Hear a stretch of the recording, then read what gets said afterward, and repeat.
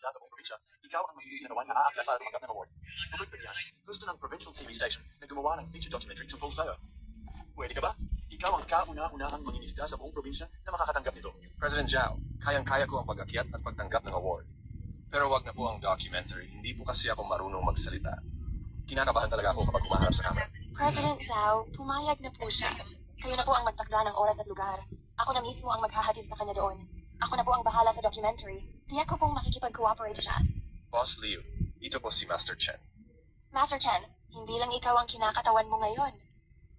Kinakatawan mo ang Wanghai Fishing Grounds. Kinakatawan mo ang Liu Family Grand Restaurant. Kinakatawan mo ang lahat ng mangingisda sa ating baryo. Kailangan mong panindigan ang dangal na to. Sa industriya natin, kailangan natin ng mga tulad mo na handang tumayo at magsalita. Ako, hindi talaga ako magaling magsalita sa harap ng marami. May isa lang akong gusto ikwento. 5 taon na ang nakakaraan nang ibenta ko ang bangka ko. Pumunta ako sa syudad para maging yaya ng anak kong babae. Pagkalipas ng 5 taon, pinaalis din ako doon. Kaya bumalik ako ulit sa laot. Akala ko, tapos na ako. Pero binigyan pa ako ng dagat ng manibagong pagkakataon. Kaya naman ngayon, nakatayo ako dito hindi lang bilang sarili ko, kundi bilang kinatawan ng lahat ng mga mangingisda na patuloy na naghahanap buhay sa dagat. Hindi nagnanakaw ng lolo ang mga mangingisda natin. Nagtitiwala lang kami sa biyaya ng kalikasan. Marangal namin pinaghihirapan ng bawat isa. Basta nariyan pa ang dagat na ito, hindi kami magugutom. Salamat po sa lahat. Tama ang sinabi mo, Tirso. Hindi lang siya ang hari ng mga mangingisda. Isa siyang huwarang bandila ng lahat na manggap sa uwi natin. Master Chen, may babaeng naghihintay po sa labas. Sabi niya, anak niyo raw siya. Lalabas muna ako sandali. Hindi na kailangan siyang papasukin. Pa, dumalaw ako para bisitahin ka. May kailangan ka ba? Pa, tungkol doon sa nangyari nung araw na yon, matagal ko tong pinag-isipan pag uwi ko. Sa tingin ko, tama ka nga. Ako talaga yung masyadong nagpadala. Kung andito pa si Ma, siguradong pagagalitan niya ako. Hindi ka naman siguro dumating ngayon para humingi lang ng tawad, di ba? Sige, sabihin mo na ang kailangan mo. Sabi ng nanay ni Wang Hao. Sabi niya, simula ngayon hindi na raw kami pwedeng mag-alaga sa iyo sa iyong pagtanda. Sabi pa niya, kailangan daw putulin ko na ang relasyon ko sa iyo. Kung hindi, hihiwalayan ako ni Wang Hao. Kaya ngayon dumating ka, gusto mong gawin ko, ano? Pa, pwede mo bang pakiusap na humingi ka ng tawad kay Bianan? Mag-sorry ka lang, lalamig na ang ulo niya. Mabubuo pa rin naman tayo bilang pamilya. Hanggang ngayon, pakiramdam mo pa rin ako ang may mali. Pinapapunta mo ako para humingi ng tawad sa kanya. Sa event ng pag-appreciate, pinastos niya ako sa harap ng mahigit sa 100 tao. Sinabi niyang nagnanakaw at nangaagaw ako. Sinuwerte lang daw ako. Ngayon, gusto mong humingi ako ng tawad sa kanya. Naisip mo ba, gaano kasakit at kapangit ang mga sinabi niya? Pa, alam ko na siyang may kasalanan. Pero, hindi ko talaga kaya. Sinabi ni Wang Hao na kapag hindi ako humingi ng tawad, maghiwalay daw kami. Hey, hindi mo ba talaga kayang magtiis pa ulit para sa akin? 5 taon ka nang nagtitiis. Hindi mo ba kayang magtiis pa ng isang beses? Alam mo ba kung bakit ako nagtitiis nitong 5 taon? Dahil pakiramdam ko, anak pa rin kita. Pakiramdam ko may utang ako sa'yo. Maaga pang nawala ang mama mo. Hindi kita nabigyan ng kompletong pamilya.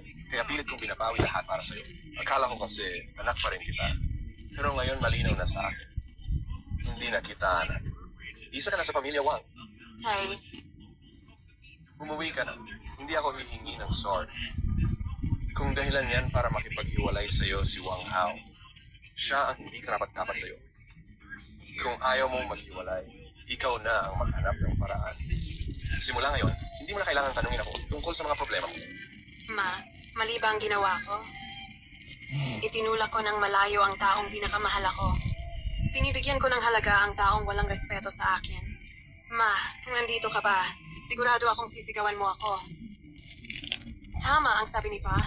Naging ingrato na ako.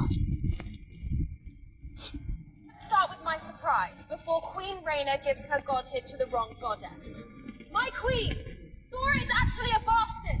I am your real daughter! The real phoenix taken from you 18 years ago! Mother! Grato na ako.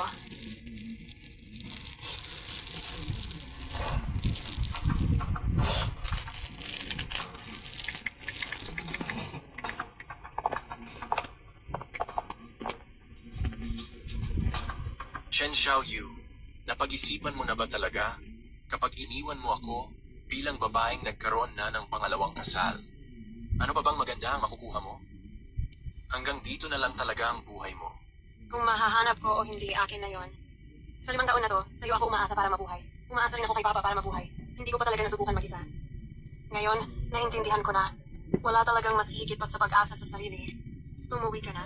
Simula ngayon, wala na tayong koneksyon.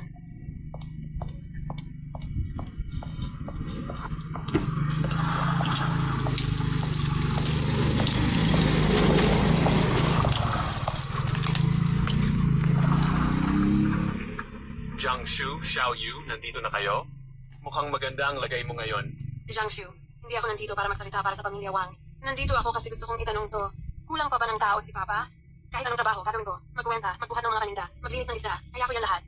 Gusto ko sana magtiwala sa sarili ko. Magsimula ulit mula sa umpisa. Ayoko ng espesyal na trato. As usual na manggagawa, ayos na yon. Hintayin mo lang. Tatawagan ko ang tatay mo. Sa tingin ko, tama na ang oras. Ito ay Dongxingban. Ito ay Laohuban. Ang Dongxingban ay malambot ang laman. Bagay ito sa pagpasingaw. Ang Laohuban ay mas matigas ang laman. Mas bagay ito sa pag-braise? Naintindihan mo ba ng mabuti? Bukas, tatanungin kita. Dongxingban, pagpasingaw. Laohuban, pag-braise. Tandaan mo yan, Uncle Jiang. Sige, ipaliwanag ko ulit kung paano makilala ang kumpan. Hindi ko talaga inakala. Ang anak ni Luwang ay ganito katsaga. Akala ko dati, 2 araw lang siya. Tatakbo na. Pero ilang araw na siyang nagtatrabaho. Wala siyang reklamo kahit isa. Oo nga, kahapon, mag-isa niyang inilipat ang 30 kahon ng mga paninda. Napunit na ang mga palad niya, pero hindi siya nagsalita. Talagang nakakapahanga siya. Huang Haike, nagbago si Xiao. Katulad mo, sa kalooban niya, may likas siyang ugali na ayaw sumuko.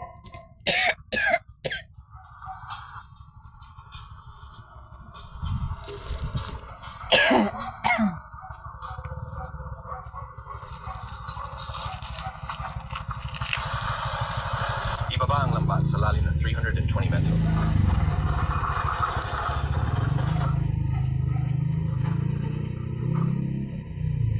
Iangat ang lambat.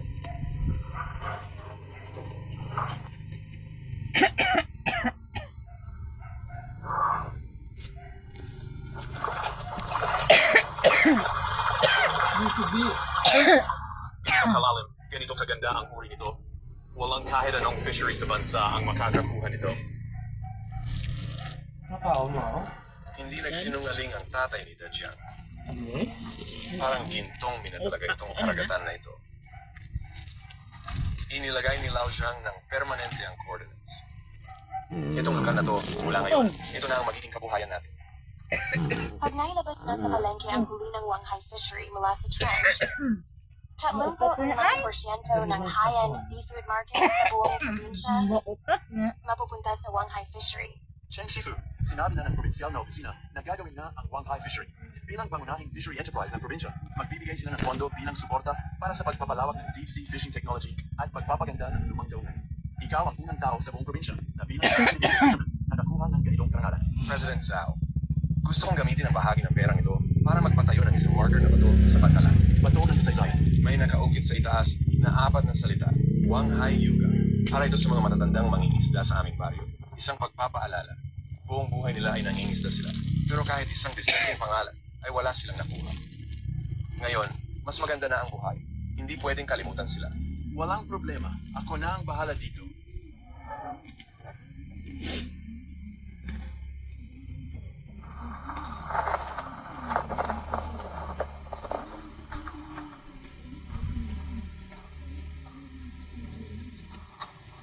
Mga ka-village, hindi na ako magpapaikot-ikot pa ngayon.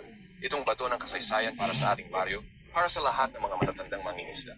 Ginamit nila ang buhay nila para mabuhay sa dagat na ito at gumawa sila ng daan para sa mga susunod na henerasyon. Ngayon, mas maganda na ang buhay. Hindi pwedeng kalimutan ang pinagmulan natin. Uncle San, ikaw na ang tumanggap sa bato ng kasaysayan na ito. Ang tagal mong naghintay. Ngayon, panahon mo na.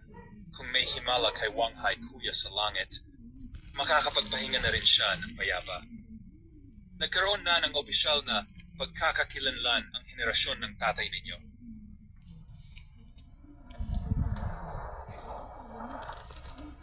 Pa, ang plano natin sa pangingisda ngayon ay sa madilim na parte ng bato sa dagat. Ang target nating mahuli ay East Star Grouper at Red Snapper. Inaasahan na babalik tayo sa pier sa alas 3 ng hapon. Sige boss, nag-order ng 200 kilo na sa 5 huli. Nakumpara ko na kay Uncle Lao Zhang ang record ng account. Sapat ang stock natin. Sa araw na to, ikaw ang mag-stay dito sa bayan. Responsable ka sa pakikipag-coordinate sa mga kliyente at sa pagbilang ng stock. Huwag lang puro trabaho. Dapat matutunan mo rin makipag-ugali sa mga tao. Gusto ko sumama sa bangka at lumabas sa dagat. Ang tagal ko na nasa dalampasigan. Panahon na para sumampa sa bangka. Hindi kailangang apurahin ang paglalaya. Unahin mong matutunan ang negosyo dito sa tabing dagat. Sinabi ko na, pwedeng magsimula sa pinakapayakang pagkuha ng pwesto. Hindi mo pa natatapos ang trabaho sa pinakaibaba. Kapag naintindihan mo na lahat ng gawain dito sa pangpang, saka kita isasama sa paglalaya. Okay, boss.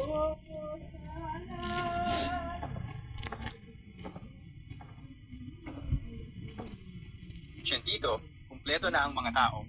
Pwede na tayong umalis. 20 taon na ang nakalipas. Ako lang at isang bangka. Nagpapakikot-ikot ako sa dagat na ito. 20 taon na ang lumipas. 3 bangka, mahigit ting kapatid. Ako si Chen Wang Hai. Kontento na ako sa buhay na ito. Tandaan ninyo, lahat tayo mangingisda. Ang dagat ang bumubuhay sa atin. Kailangan din natin igalang at alagaan ang dagat. Ang hindi dapat hulihin, huwag hulihin. Ang hindi pa sapat ang laki, huwag pang susumitin. Yan ang patakaran. At tungkulin natin.